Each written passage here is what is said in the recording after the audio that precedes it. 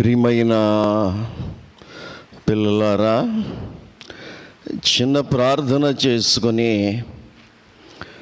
వాక్యాన్ని ధ్యానం చేసుకుందాం. మా పరిశుద్ధుడివైన తండ్రి, మీకు స్తోత్రాలు ప్రభువా. మరొకసారి ఈ లైవ్ ద్వారా నీ వాక్యాన్ని ధ్యానిస్తుండగా వీక్షిస్తున్న బిడ్డల్ని, నీ దాసుని బలపరచమని ప్రభు అయిన యేసుక్రీస్తు వారి పేరట అడిగి వేడుకుంటున్నాము తండ్రి, ఆమెన్. ఈ సమయంలో మన వాక్య భాగము నిన్నటి దినమందు విశ్వాస వీరులు అని హెడ్డింగ్ పెట్టుకుని, ఆ విశ్వాస వీరుల్లో మొట్టమొదటి విశ్వాస వీరుడు హేబేలు గురించి మనము నిన్న 11 గంటలకి, రాత్రి 7 గంటలకి మనము ధ్యానం చేసుకున్నాం. ఈరోజు హెబ్రీ పత్రిక 11వ అధ్యాయంలోనే హానోకు అని హెడ్డింగ్ పెట్టుకోండి. విశ్వాస వీరుల్లో రెండవ వాడు హానోకు అన్నమాట. 5వ వాక్యాన్ని 11వ అధ్యాయం 5వ వాక్యాన్ని ధ్యానం చేసుకుందాం. విశ్వాసమును బట్టి హానోకు మరణము చూడకుండునట్లు కొనుపోబడెను. అతడు కొనుపోబడక మునుపు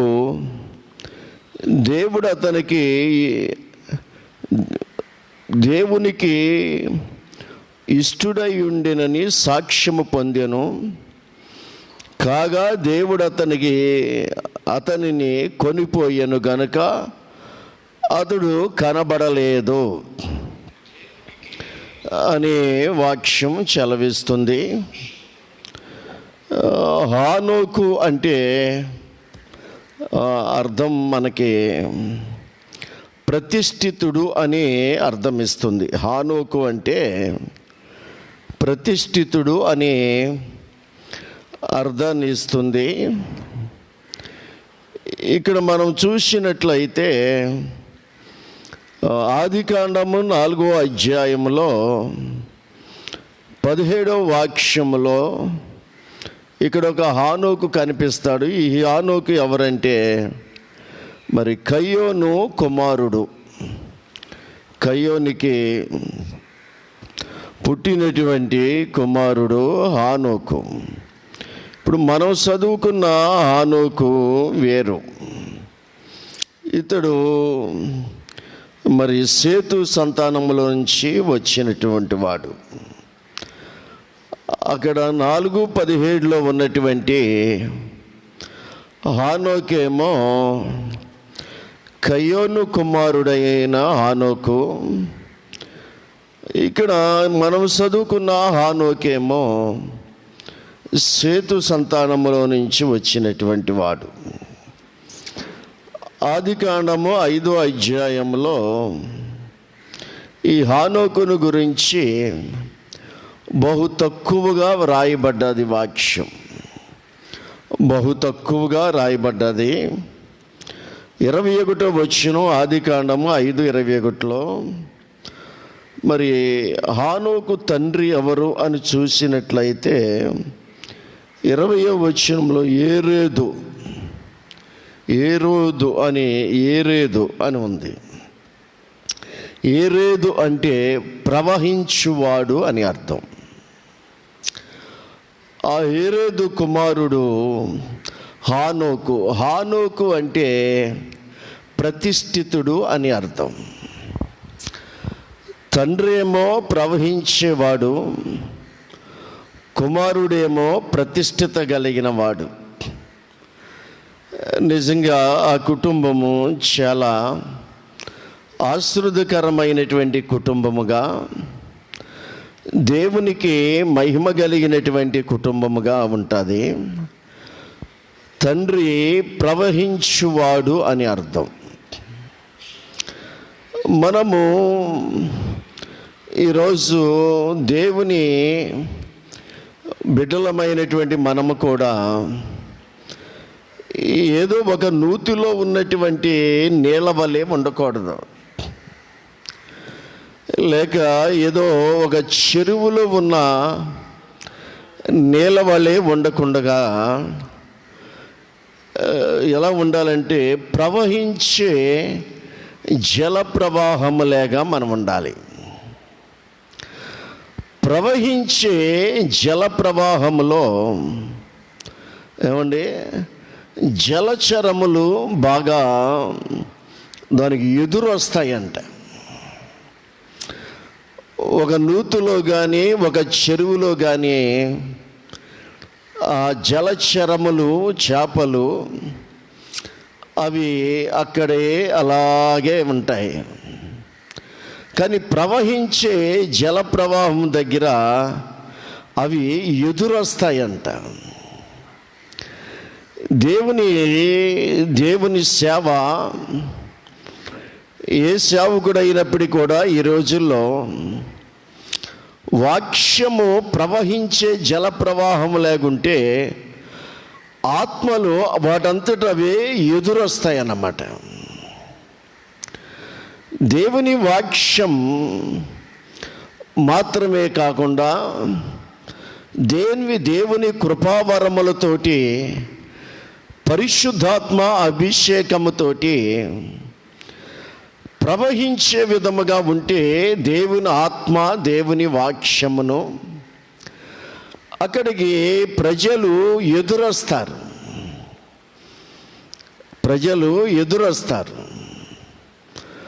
రెండోది, ప్రవహించే ఆ జల ప్రవాహంలో ఒక ధ్వని వినిపిస్తుంది. నూతి దగ్గరికి వెళ్ళి ఏ ధ్వని వినిపించదు, చెరువు దగ్గరికి వెళ్ళి ఏ ధ్వని వినిపించదు. ప్రవహించే జల ప్రవాహం దగ్గరికి వెళితే ఒక ధ్వని వినిపిస్తుంది అన్నమాట. అలాగే దేవుని ఆత్మ ఏ సంఘములో ప్రవహిస్తుందో, దేవుని వాక్యం ఏ సంఘములో ప్రవహిస్తుందో ఆ సంఘములో ధ్వని వినిపిస్తుంది. ఈ రోజుని చూసినట్లయితే లోకములో రకరకాలైన ధ్వనులు వినిపిస్తున్నాయి. మనము హైవేలోకి కానీ పీపీ రోడ్లోకి కానీ వెళితే వాహనాల హారన్ల ధ్వని మన చెవుడెక్కిపోతాయి. ఏమండి? అయితే ఈ లోకములో సంగీత ధ్వని కూడా విస్తారంగా మనకు వినపడుతుంది. దేవుని సన్నిధిలో వాక్యం అనే ధ్వని రావాలి. దేవుని సంఘములో పరిశుద్ధాత్ముని యొక్క ధ్వని రావాలి, ఆరాధన ధ్వని రావాలి, స్తుతులు స్తోత్రాలు సంగీత పరిచర్య ధ్వని రావాలి, గొప్ప శబ్దము కలిగిన వారిగా దేవుని సన్నిధి ఉండాలి. ఆ రోజుల్లో మరలా సొలొమోను మందిరం కాకుండా తర్వాత నెహెమ్యా, ఎజ్రా, జెరుబ్బాబెలు, యెహోయాదా వీళ్ళంతా కలిసి మందిరం పునాది వేసినప్పుడంట వారు చేసిన ధ్వని బహుదూరము వినిపించిందని వాక్యం ఉంది. ఆ రోజుల్లో ఈ రోజుల్లో లేక పిఏ సిస్టమ్ లేదు, సౌండ్ సిస్టమ్ లేదు, కానీ బహుదూరము వినిపించిందని వాక్యం చలవిస్తుంది. అందుకే ప్రవహించే జల ప్రవాహంలో ఏమండి చేపలు ఎదురొస్తాయి, ధ్వని వస్తుంది. ఆ ప్రవహించే నీటిలో స్వచ్ఛమైనటువంటి హెర్బల్స్ ఉంటాయి, స్వచ్ఛమైనటువంటి మినరల్స్ ఉంటాయి అన్నమాట. ప్రవహించే నీటిలో కలుషితం లేనటువంటి ఆరోగ్యానికి సంబంధించిన మినరల్స్ ఉంటాయన్నమాట.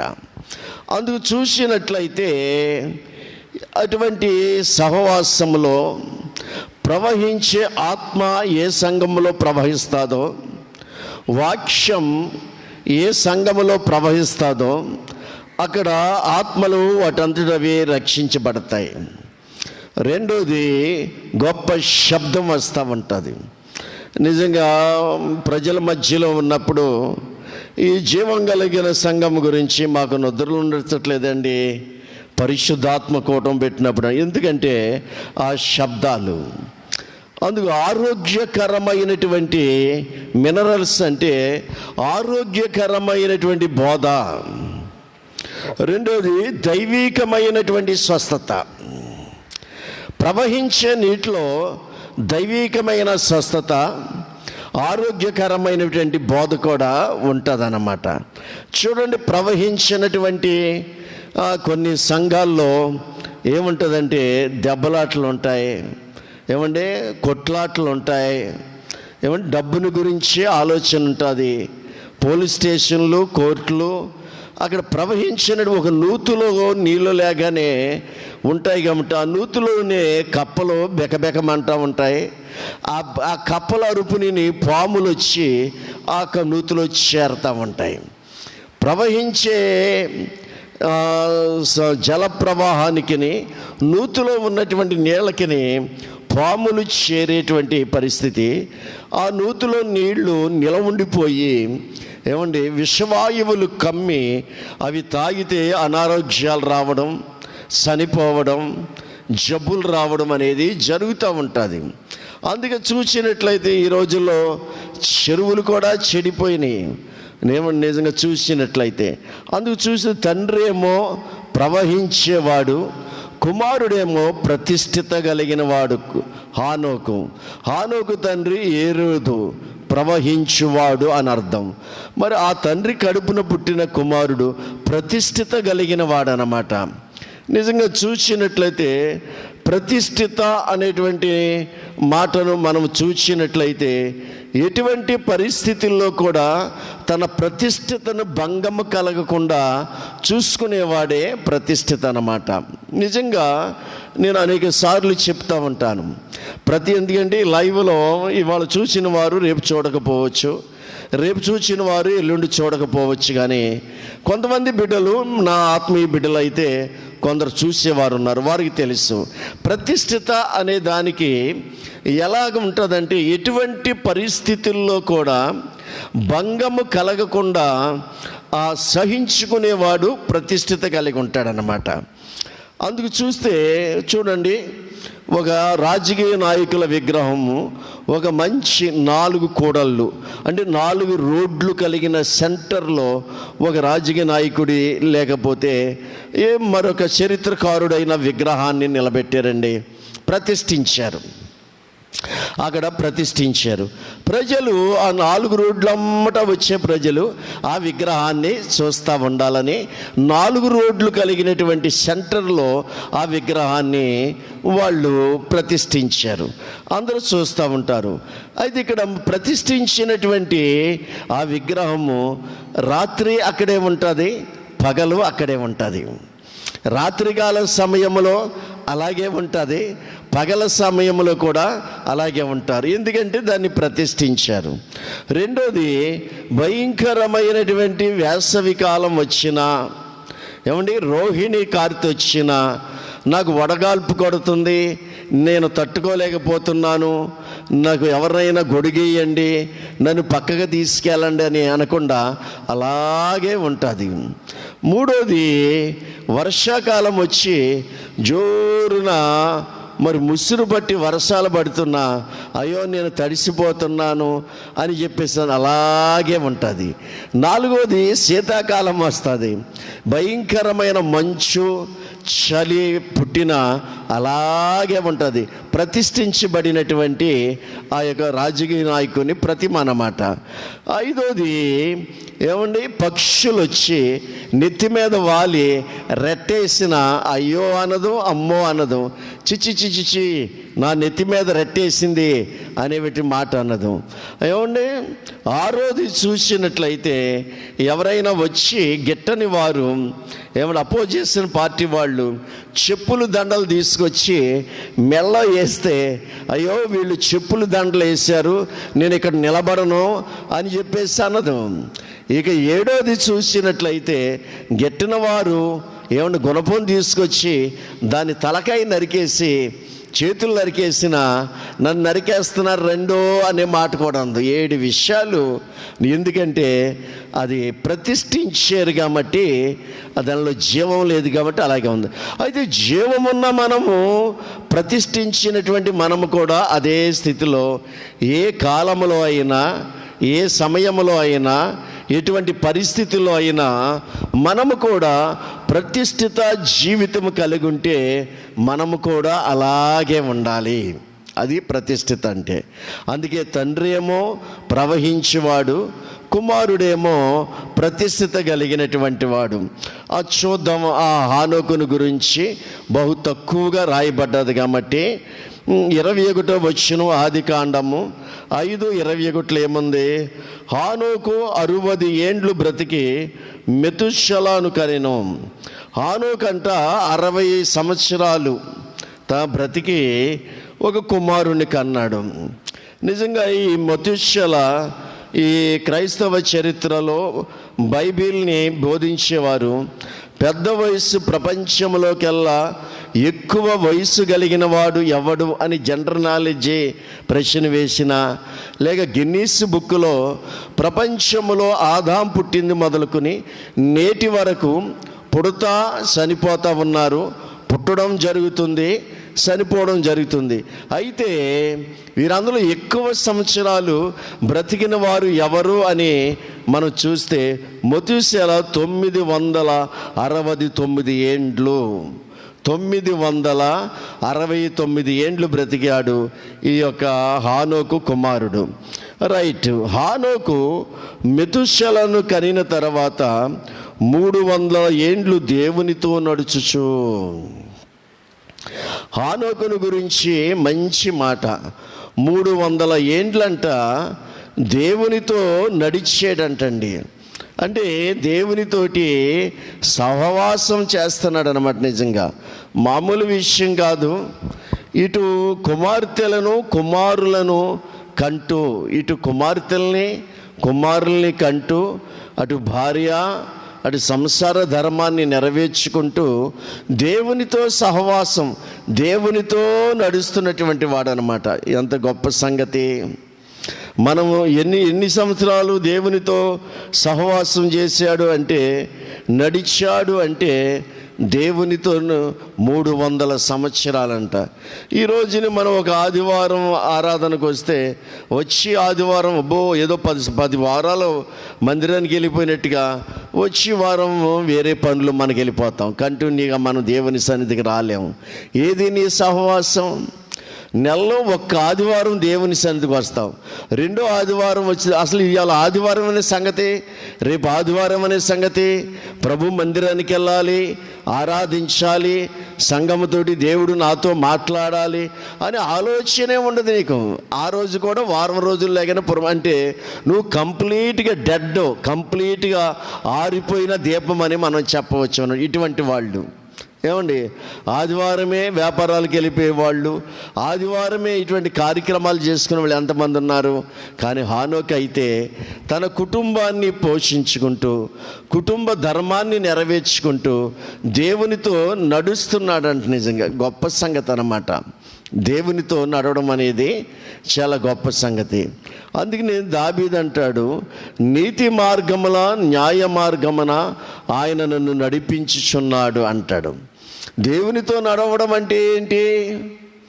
దేవుడేమి దిగివచ్చి, ఏమండి, దేవుడేమి దిగివచ్చి రోజు మనతో మనిషిలాగా కూర్చుని మనతో మాట్లాడి వెళ్ళడం కాదు. అక్కడ దేవునితో నడవడం అనేది చాలా ప్రాముఖ్యం. కానీ హానోకు ప్రారంభ దినాల్లో మాత్రం ఒక స్నేహితుడిలే కానీ దేవుడు ఆయన మాట్లాడుకునేవాడంట.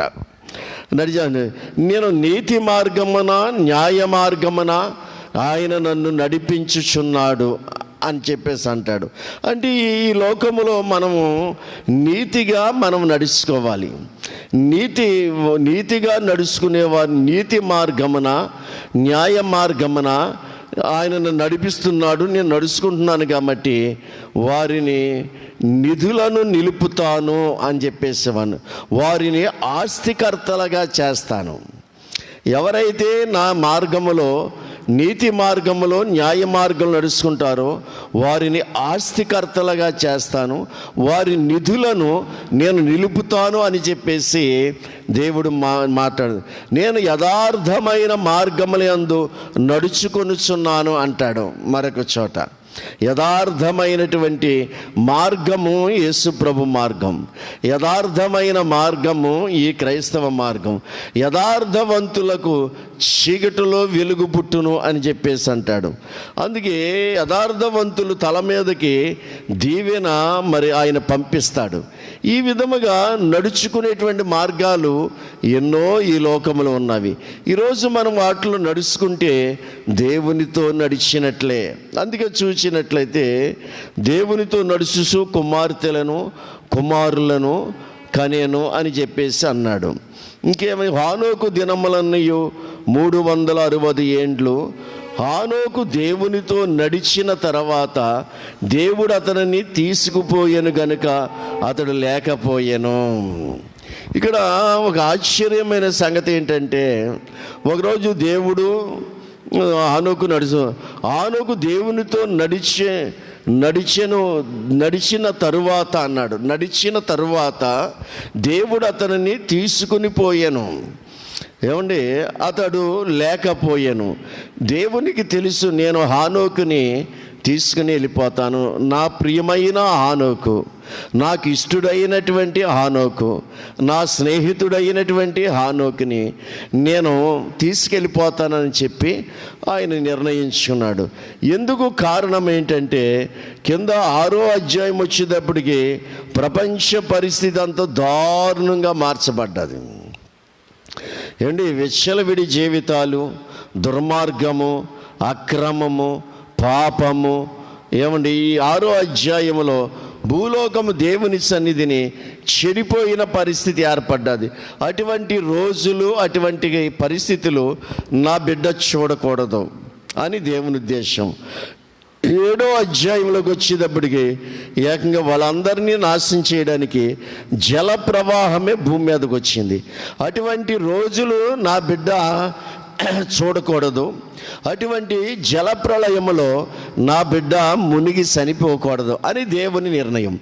ఎందుకు? దేవుడు అతన్ని తీసుకెళ్ళక మునుపు దేవుడికి హానోకు ఇష్టుడై ఉన్నాడంటండి. ఇష్టుడై ఉన్నాడంట. ఆ ఇష్టుడై ఉండడం వల్ల ఈ 2 విషయాలు దేవుడు ఆలోచించాడు. ఒకటి, ఆ దుర్మార్గపు రోజులు నా బిడ్డ చూడకూడదు. రెండోది, ఆ జల ప్రళయంలో మునిగి చనిపోకూడదు అని హానోకుని దేవుడు ఏమండి తీసుకుని వెళ్ళిపోయాడంట. నిజమే. మరి ఇటువంటి పరిస్థితులు ఒకసారి నేనే అనుకుంటా ఉంటాను. నిజంగా మరి 2018లో చనిపోయి ఉంటే ఈ కోవిడ్-19 ఈ వైరస్ దేవుని సేవ లేకుండా పోవడం, ఏమంటే ప్రపంచమంతా దేవుని సేవ మరి లాగ్ చేయబడము, మరి ఈ విధంగా ఉంటే ఎందుకు మనం భూమి మీద ఉన్నాం ఇటువంటి రోజులు చూడడానికా అనిపిస్తుంది. ఇక మనకంటే ముందున్నటువంటి దైవజనులు ఎందరో దేవుని సంధికి వెళ్ళిపోయారు. ఎందుకు వెళ్ళిపోయారని చూస్తే ఏమంటే ఆయన బిడ్డలు భూమి మీద కీడు చూడకుండానట్లు అంటాడు యెషయా.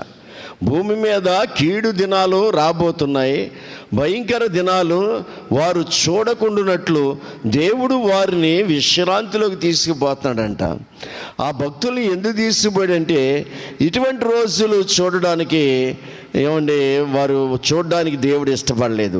హానోకు అందుకే దుర్మార్గమైన రోజులు చూడకూడదు, జలప్రళయంలో మునిగి చనిపోకూడదని హానోకుని దేవుడు తీసుకెళ్ళిపోయాడు. ఒక రోజుని పరలోకాన్ని తీసుకెళ్ళిపోతే మరి కుమార్తెలు ఉన్నారు కదా, కుమారులు ఉన్నారు కదా, భార్య ఉంది కదా, వాళ్ళు ఏంటి ఇంకా రాలేదు, మా నాన్నగారు ఏంటి నా భర్త ఇంకా ఇంటికి రాలేదు అని నెతకడం మొదలుపెట్టారు. ఎంత నెతికినా ఆ చుట్టుపక్కల ఏరియాలో నెతికినా ఎవరిని అడిగినా ఏమో మాకు తెలియదు, ఏమో మాకు తెలియదు, ఏమో మాకు తెలియదు అని చెప్పేసి వాళ్ళు మాట్లాడుతూ ఉన్నటువంటి పరిస్థితి అన్నమాట. అందుకే అతడు కనబడకపోయాను అని చెప్పేసాను. నిజంగా ఇక్కడ ఈ సంభవాన్ని చూస్తే హానోకుని తీసుకెళ్ళిపోవడానికి కారణాలు రెండు. ఒకటి అక్రమమైన దినాలు 6వ అధ్యాయంలో, రెండోది 7వ అధ్యాయంలో జల ప్రవాహములు మునిగి చనిపోకూడదు. ఈ రెండు కారణాలను బట్టి ఆయన బిడ్డను దేవుడు తీసుకుపోయాడు. ఇప్పుడు గమనించండి, సంఘాన్ని కూడా ఒకే ఒక కారణం. ఈ ప్రపంచమంతటి మీదకి 7 సంవత్సరాలు మహా ఉగ్రత రాబోతుంది. ఉగ్రత, మహా ఉగ్రత అన్నమాట. ఈ ఉగ్రత 7 సంవత్సరాలు ప్రపంచమంతా జరగబోతుంది.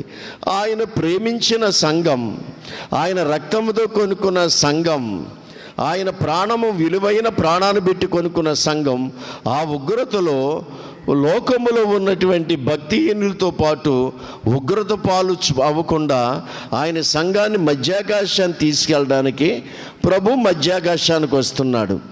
ఇప్పుడు ఆయనకి ఇష్టుడైన హానోకు ఎలాగైతే కనబడకుండా దేవునితో వెళ్ళిపోయాడో, ఈ భూలోకములో ఉన్న సంఘాల్లో అవి ఎన్ని కోట్ల సంఘాలు అయినప్పటికీ కూడా మరి మనం ఇష్టులుగా ఉంటే, అంటే బుద్ధి కలిగిన కన్యకలుగా ఉంటే మాత్రమే, బుద్ధి కలిగిన 10 మంది కన్యకల్లో 5 బుద్ధి కలిగిన వారు, 5 బుద్ధి లేని వారంటే సగం మంది దిగబడిపోతారండి.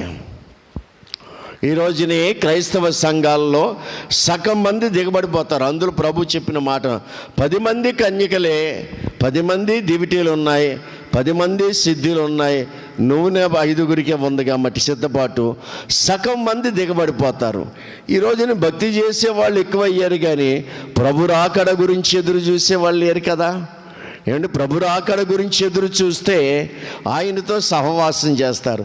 అప్పుడు ఇష్టలుగా ఉన్న వాళ్ళు ఆ బోర శబ్దం వింటారు, నా బిడ్డలారా ఎక్కి రండి అని మధ్యాకాశంలో కడబోర శబ్దం వినిపించగానే భూమి మీద ఉన్నటువంటి పరిశుద్ధులు ఈ శరీరం రూపాంతరమును పొంది మేఘాలెక్కి, ఏమండి మరి చనిపోయిన వారు సమాధుల్లో నుంచి లేస్తారు, వారు కూడా మేఘాలు, వారు మనము కలిసి మధ్యాకాశానికి ప్రభు దగ్గరికి వెళ్ళిపోయి ఆయనతో పాటు 7 సంవత్సరాలు ఆయనతో పాటు మనం ఉంటాం. అందుకు అప్పుడు ఏం జరుగుద్దంటే, హానోకు కనబడినప్పుడు తన భార్య నా భర్త ఏమయ్యాడు, హానోకు కనబడినప్పుడు తన కుమార్తె కుమారులు నా తండ్రి ఏమయ్యాడు అని అలాగే ఊరూరులు కొంతకాలం వెతికారో, అలాగే క్రైస్తవ సంఘములో సగం మంది ఎత్తబడిపోయినప్పుడు అయ్యో నా భార్య లేదే, అయ్యో నా భర్త లేడే, నా కుమారుడు లేడే అని చాలా ప్రపంచమంతా కొన్ని కోట్ల మంది అదృశ్యమైపోతారు. కాబట్టి అల్లుకుల్లోలముగా ఉంటుంది, పెద్ద పెద్ద యాక్సిడెంట్లు జరుగుతాయి, అల్లుకుల్లోల పరిస్థితులు. అందుకని రక్షించబడినటువంటి వారు, సిద్ధపడినటువంటి వారు ఎత్తబడినప్పుడు ప్రపంచంలో కొన్ని యాక్సిడెంట్లు, విమానాలు ఏంటి, ట్రైన్లు ఏంటి, అలాగే మరి వాహనాలు ఏంటి, అల్లుకొల్లోల పరిస్థితులు జరుగుతాయి. అలాగే సేమ్ హానోకు ఎలా కనబడకుండా వెళ్ళిపోయాడో, సిద్ధపడిన వారు కనబడకుండా వెళ్ళిపోయినప్పుడు ఈ ప్రపంచం అంతా కూడా అల్లుకొల్లోలముగా మారే పరిస్థితి ఉంటుంది. అందుకు చూసినట్లయితే మరొక చోట హానోకును గురించి మరి యోధా రాశాడు. హానోకును గురించి యోధా ఒకే ఒక వచనాన్ని వ్రాశాడు. యోధా రాసినటువంటి పత్రిక ఒకే అధ్యాయం అది. ఆ అధ్యాయంలో ఏమని రాశాడంటే 14వ వచనంలో రాసిన, ఆదాం మొదలుకుని 7వ వాడైన హానోకు కూడా. ఏమండి చక్కని లెక్కండి. నాకు 7 అనే మాట చాలా ఇంట్రెస్ట్, చాలా ఒక శుభసూచకముగా, ఒక ఆశీర్వాదకరముగా నేను భావిస్తాను. లోకస్తులు కూడా లక్కీ 7 అంటారు వాళ్ళు. ఎందుకంటే 7ని యేసు ప్రభువారు ఈ 6 రోజులు మనిషిని సృష్టిని చేసి 7వ రోజుని పరిశుద్ధపరిచి దాన్ని ఆశీర్వదించి ఆయన విశ్రాంతి తీసుకున్న రోజంట. అందుకని 6 రోజులు పనిచేసుకుని మనం 7వ రోజుని దేవుని సన్నిధిలో ఆరాధించాలి అనేటువంటి ఉద్దేశం పాత నిబంధనలో 7వ రోజు మరి శనివారం వచ్చింది. ఆదివారం వారంలో మొదటి రోజు మనం లెక్కేసుకోవచ్చు అన్నమాట. ఇక్కడ అందుకనే ఆదాం మొదలుకుని 7వ వాడైన హానోకు కూడా వీరిని గురించి ప్రవశించి, ఏమండి ఇక్కడ మనం వీరిని గురించి ప్రవశించాడంట. ఎవరిని గురించి? భక్తిహీనులైనటువంటి వారిని గురించి. ఈ భక్తిహీనులు ఎలాగున్నారు అని చూస్తే, ఏమండి 12వ వాక్యంలో వీరు నిబ్బరముగా మీతో సుభోజనము చేయుచు తమ్మును తాము నిబ్బరముగా పోషించుకొనుసు. వీరిని గురించి ప్రవశించాను అంటే, ఏమండి హానోకు కాలములో కూడా భక్తిహీనులు ఉన్నారు. ఆ భక్తిహీనులు చూసి హానోకు ఇలాగ ప్రవశించాడంట. ఎలాగంటే వీరు నిబ్బరముగా మీతో భోజనము చేయుచు తమ్మును తాము నిబ్బరముగా పోషించుకొనుసు. ఏమండి ఈ రోజుల్లో ఏమండి దేవుడు ఆశీర్వదించాడు కాబట్టి కూటికి గుడ్డకి ఎక్కడ ప్రపంచంలో ప్రజలకి కరువు లేనటువంటి పరిస్థితులు కొన్ని కనిపిస్తాయి. కొన్ని ఏరియాలు ఉన్నాయి, లేనని నేను చెప్పను. కరువుతోటి అల్లాడిపోతున్న దేశాలు, రోగాలతోటి దరిద్రంతో అనుభవిస్తున్న దేశాలు ఉన్నాయి, కాదని నేను చెప్పను. అయితే ఇప్పుడు ఈ క్రైస్తవ సహవాసాల్లోనేంటి, ఏమంటే దేవుడికి సంబంధించిన పేరు పెట్టి అనేకమైన మతాలలో ఏం చేస్తున్నారంటే అందరికీ కూడా భోజనాలు ఏర్పాటు చేస్తున్నారు, భోజనాలు పెడుతున్నారు. కొంతమంది అయితే మరి ఎక్కడో ఒక దిక్కుని ఉచితంగా మనకు భోజనం దొరక్కపోద్దా అని చెప్పి తిరిగే వాళ్ళు చాలామంది ఉన్నారు. క్రైస్తవ్యంలో కూడా విస్తారమైనటువంటి సభలలో భోజనాలు పెడతా ఉంటారు. నెలకొకసారి ఉపవాస ప్రార్థనలో ప్రేమ విందని భోజనాలు పెడతా ఉంటారు. కొంతమంది వీరు హానోకు ప్రవశించినట్లుగా వారు దేవుడంటే భయభక్తులు కలిగి ఉండరు, కానీ దేవుడంటే విశ్వాసంగా ఉండరు. కానీ ఇక్కడ పరిచర్య జరుగుతుంది కదా, మనం ఏమైనా దేవుడు మనకి ఇచ్చింది ఇద్దామని ఏనాడు కూడా తీసి దేవుని సన్నిధికి ఇచ్చినటువంటి దాఖలు కనిపించవు. కానీ వాళ్ళంచేపు కూడా వెళ్ళి ఆ భోజనాలు చేస్తూ ఉంటారు. వచ్చి ఏమంటారంటే, అబ్బా ఏం భోజనాలండి, ఏం జనమండి, పలానా మీటింగ్కి వెళ్ళామండి, అక్కడ ఏం జనమండి, ఏం భోజనాలండి అంటాడు. అరే బాబు, నువ్వు వాక్యానికి వెళ్ళావు కదా వాక్యం వినడానికి.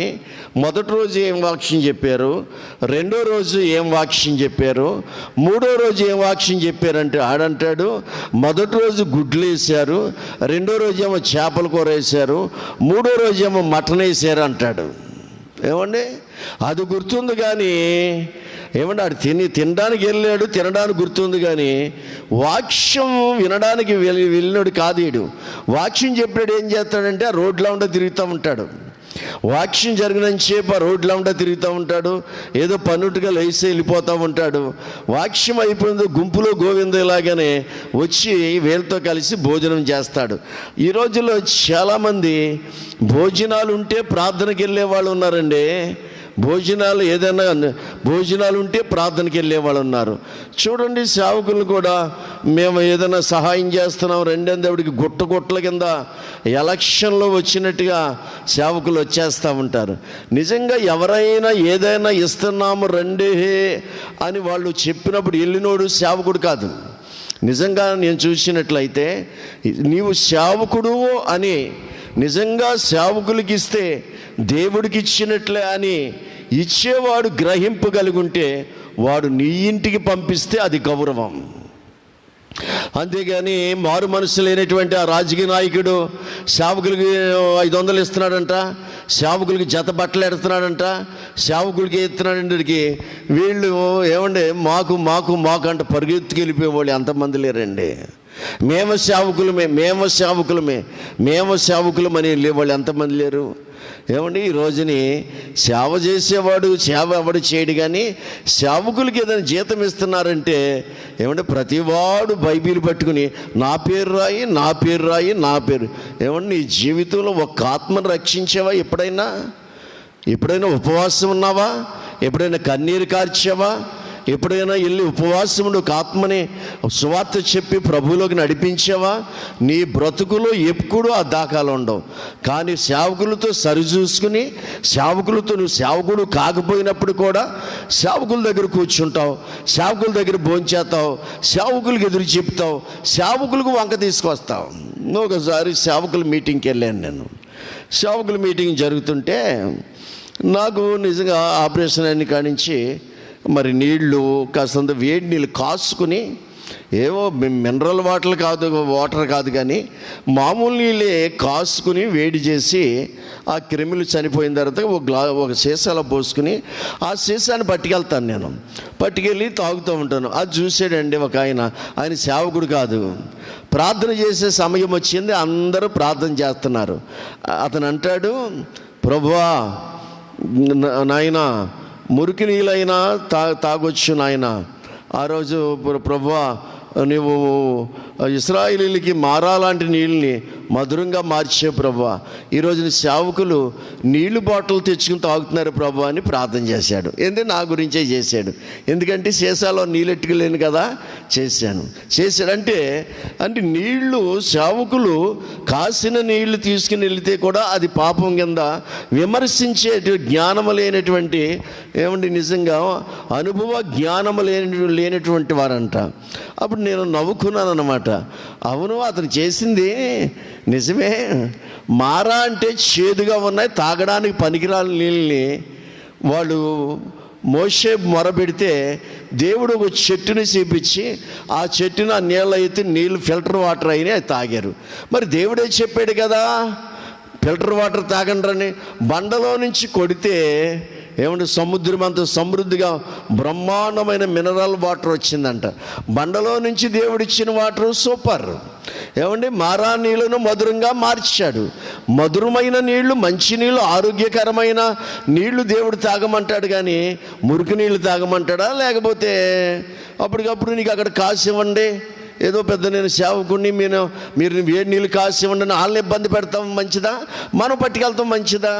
అందుకనే ఈ వితర్కాలు, జగడాలు, గర్విష్ఠులు, అనుభవ జ్ఞానము లేని వారు ఆలోచించేటువంటి చేసే మాటలు, ఇటువంటి వాళ్ళని ఎంతోమంది ఉన్నారన్నమాట. సేవకులు కాకపోయినా మేము సేవకులు అన్నట్టుగా ఏదైనా ఇచ్చేటప్పటికీ అటువంటి వాళ్ళు ఉన్నారు.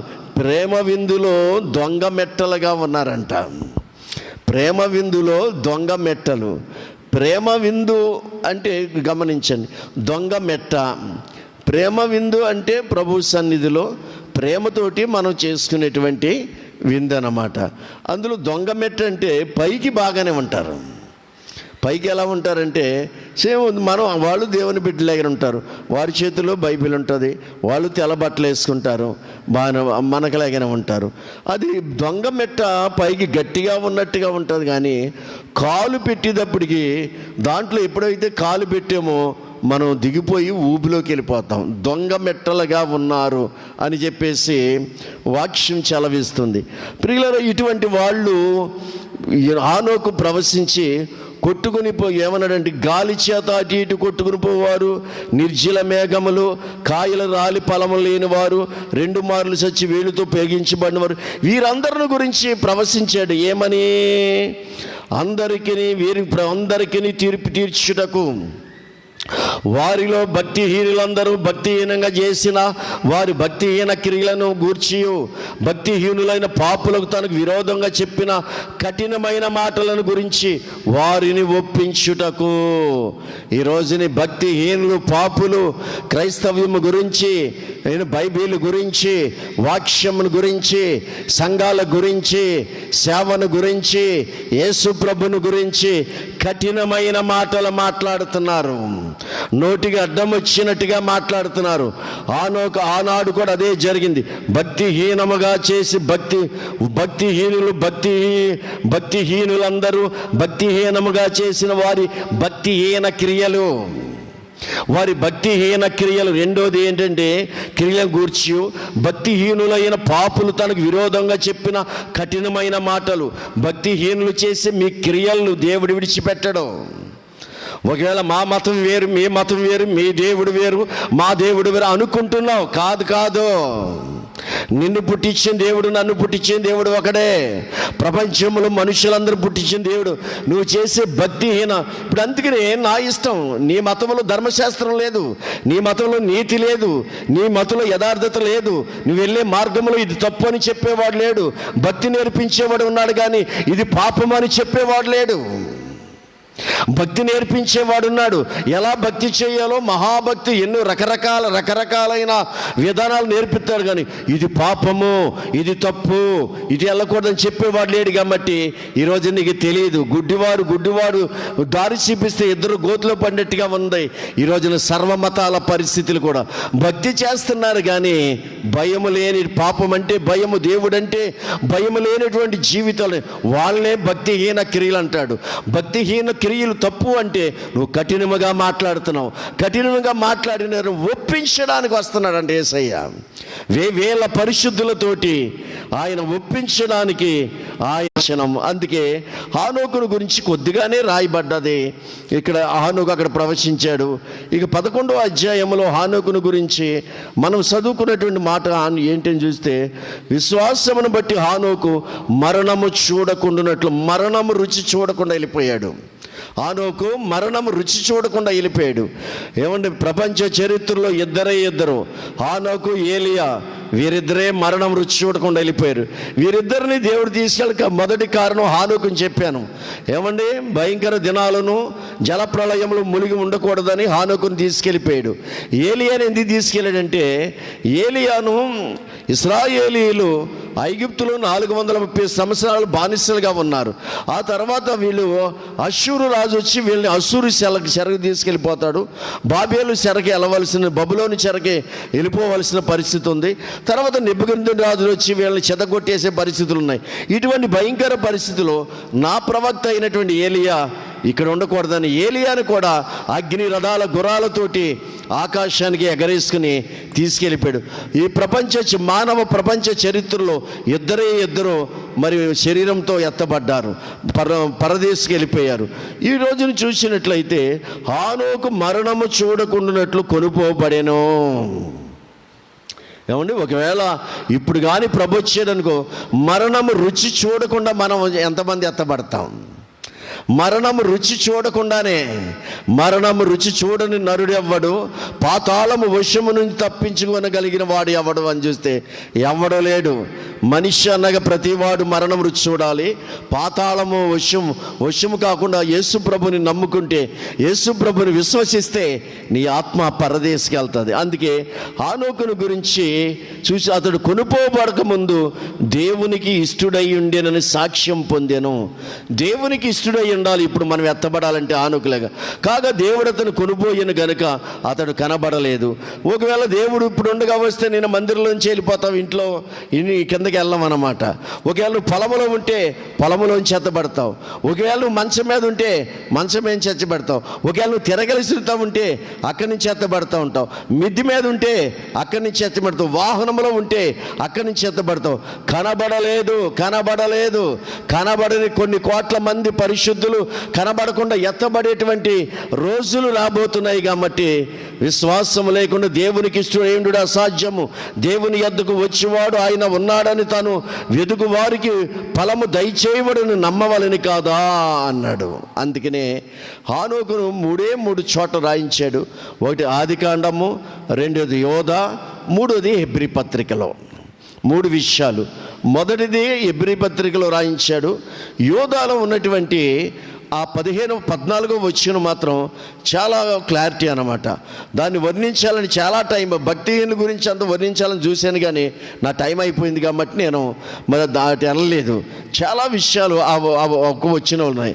అందుకని హానోకుని గురించి బహు తక్కువగా రాయబడినప్పటికీ ఎక్కువైన అనుభవాలు ఉన్నాయి. ప్రభు రాకడకి, సంఘం ఎత్తబడడానికి లింక్ కలిగినటువంటి అనుభవాలు ఉన్నాయి. అందుకే మనము కూడా హానోకుతో నడుద్దాం, దేవునికి ఇష్టలుగా ఉందాం, దేవునితో సహవాసం చేద్దాం, మన కర్తవ్యాన్ని మనం నెరవేరుద్దాం. మన నువ్వు కుటుంబ సభ్యులుగా ఉంటే నీ కుటుంబాన్ని నడిపించుకో. నువ్వు ఏ స్థితిలో ఉంటే ఆ స్థితిలో దేవునితో నడువు, దేవునికి ఇష్టలుగా ఉందాం. మరి భక్తిహీనులను గమనించి, అప్పుడున్న లోకములో హానోకు భక్తిహీనులు గమనించాడు కాబట్టి భక్తిహీనుల గురించి ప్రవశించాడు. ఈ రోజున కూడా మనం లోకములో ఉన్న పరిస్థితులను గమనించుకుంటూ, పరిస్థితులు ఎలాగున్నాయి, ప్రజలు ఎలాగున్నారు, ఎటువంటి క్రియలు జరిగిస్తున్నారు అనేటువంటి వాళ్ళు దొంగ మెట్లుగా సంఘములో దొంగ మెట్లుగా ఉన్న వాళ్ళు ఎవరు, ఇవన్నీ గమనించుకుంటూ ఉంటే తప్పనిసరిగా ప్రభు వస్తాడు. మనకి ఆ బోర శబ్దం విని ఎత్తబడేటువంటి గుంపులో ఉందాం. చిన్న ప్రార్థన చేసుకుందాం. పరిశుద్ధుడివైన తండ్రి, హానోకు లేగానే అతడు కొనుబోబడక ముందు దేవునికి ఇష్టడు అయి ఉన్నాడు కాబట్టి అతని దేవుడు తీసుకెళ్ళిపోయాడు. ఈ విశ్వాస వీరుల జాబితాలో 2వ వీరుని గురించి ధ్యానించుకున్నాము.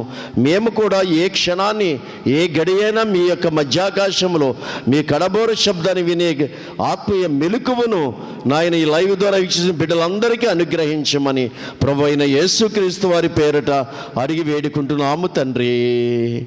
ఆమేన్.